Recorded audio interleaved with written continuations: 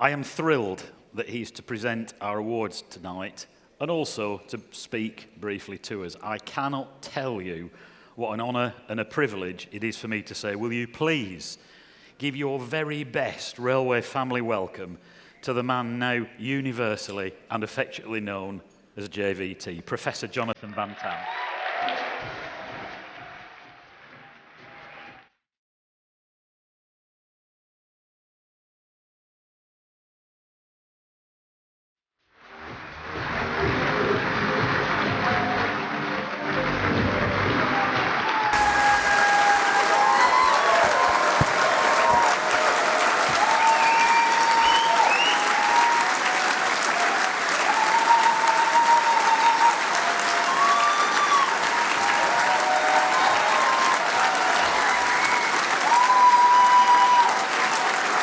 Good evening.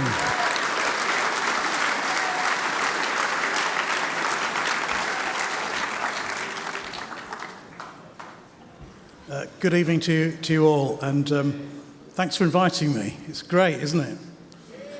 I like trains.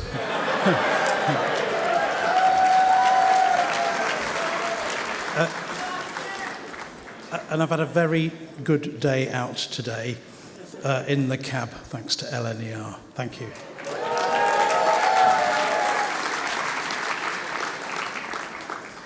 So, distinguished guests, men and women of the railway, it's a real pleasure and privilege to be with you tonight, and thanks formally for the invitation.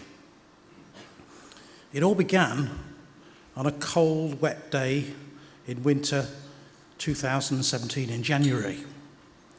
I saw the headlights of the northbound, I now know it's called, the Down Line. The train leaving Stoke Tunnel, which gradually slowed and arrived into Grantham Station. That stretch of track is literally where the now famous metaphor I later used at the Downing Street press conferences came from. And being a regular commuter to London at the time, and again now, I could kind of fill that story with visuals and bring it to life a bit. That metaphorical train, as I said at the time, full of life-saving vaccines, literally did pull into the station.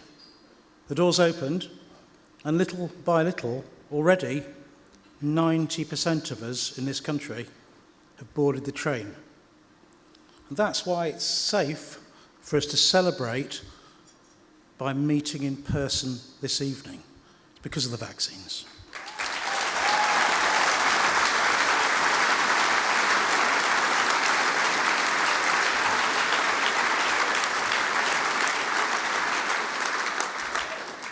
I was born and raised in Lincolnshire, and most of my professional career has been spent in the East Midlands. I feel like I've spent a lifetime either on the Midland Main Line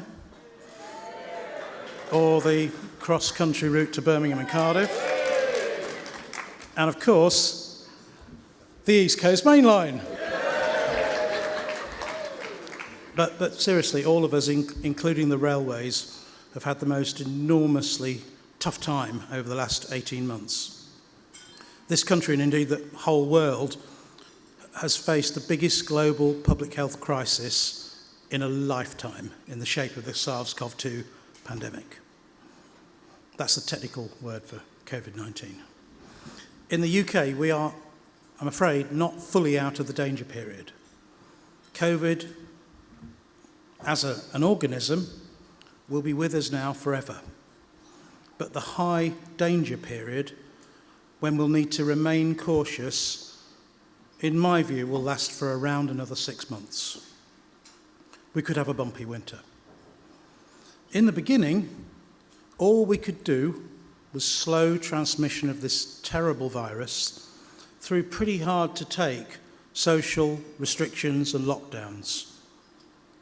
But now, and with ever increasing momentum, the vaccines are starting to do the heavy lifting for us, and they've dramatically changed, but not yet completely altered, the link between illness and hospitalisation and death. We hope that the booster programme announced this week is going to help us finish the job and get the life fully back to normal. But as I said, the virus won't disappear. We will just hopefully be able to live with it a bit better in the future. I want to pay tribute to the men and the women of the railways. You have served us very well during this period. You've served me very well. You've kept going at a time, especially early on, when many of you must have felt quite nervous about going to work. And I know you've lost at least 48 people along the way, and I'm sorry for that. But you've kept essential freight and essential people on the move, and that's truly appreciated.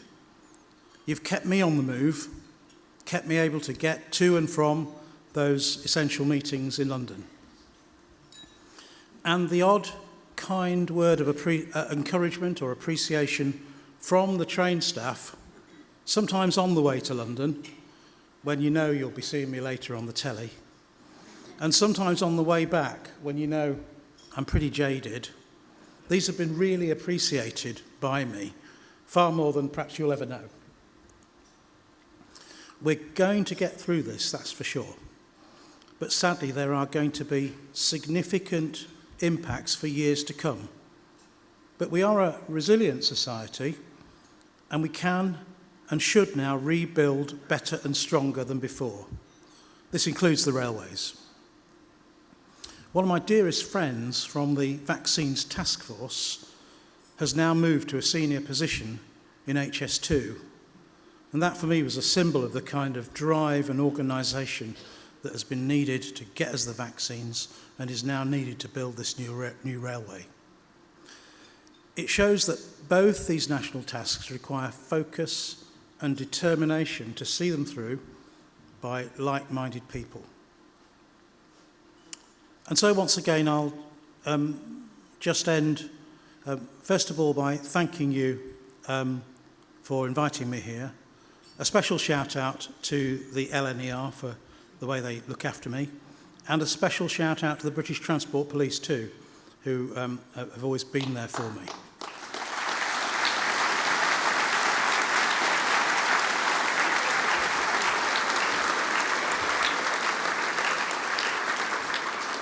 Thank you so much for inviting me. I've had a great evening already. I hope you'll enjoy the rest of your evening.